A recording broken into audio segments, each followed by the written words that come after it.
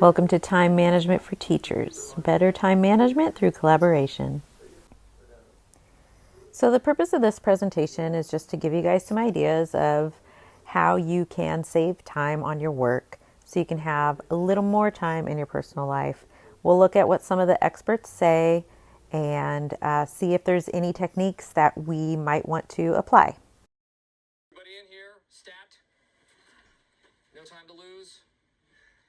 Crime and Squaw, F&C, double time. Crime and Squaw? Crisis Management Squaw. F&C, double time? Front and center, twice as fast as you would normally go. Any other questions? One more. Why are you talking like that? To save time, Jim. Actually, I think you could make the argument that it wastes time. Okay, so maybe our time-saving techniques aren't always the most effective, as was demonstrated in the previous slide. The essential questions I have for you today are, how many hours a week do you dedicate to your classroom, and how do you manage your work-life balance? Just take a few seconds and answer these to yourself, write them down in your notes, or tell the person you're sitting next to. I'm going to review some of our answers that we shared with each other about our first years in teaching. Some of us said, I felt like planning was a full-time job. My first 2 years of teaching, I was planning 20 hours a week at least outside the classroom. Somebody else said planning was easily 3 hours a day, more on the weekend. And somebody else said, I'd say it was an easy 15 hours per week planning, then prepping for those lessons was another 5 hours weekly. So we're easily working 50 to 60 hour work weeks in those first years teaching. And as we went on, we discovered that, yes, we are streamlining our process. I can guarantee we are still working outside of our work day, however many hours that is. This page just shows some organizational tips that we shared with each other previously. So to save time, you first want to sort of audit your time and ask yourself how you're spending your time. So to do that, ask yourself at least these 3 questions. What would I like to do more of with my time? Which tasks take up more time than I think they should? And am I organized and on schedule? So here's what the experts say.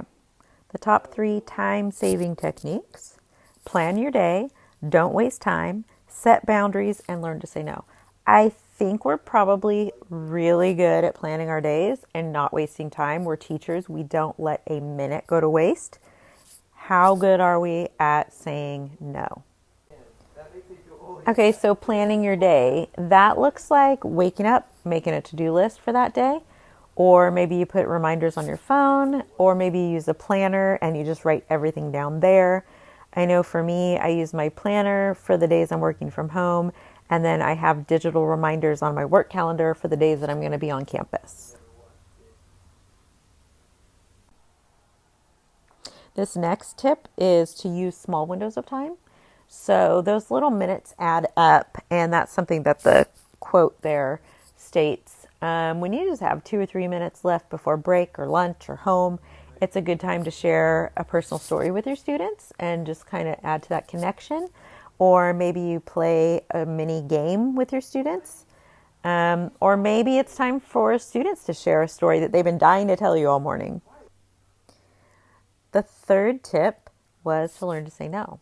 This one's hard because we always want to help each other out, or you don't want to make somebody feel bad or leave them hanging. I think it's that idea, like you put your oxygen mask on first and then you help the person next to you when the plane's going down. So I don't know. This is a personal one. I think each one of us know our limits and what we're capable of. So nothing mind-blowing here. How many of these techniques do you think you'll use? Or which ones do you use already? Which ones do you think you'll try? So if you have the time, head on over to Psychology Today and take the time audit. It's psychologytoday.com/ca/tests/time-management-skills-test. And then return to the slideshow.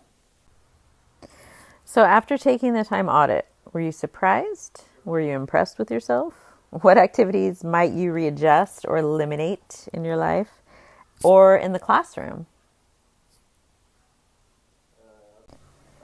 Thank you guys so much for your time. I know all of us are super busy, and I super duper appreciate the few minutes that you took out of your day to help me out.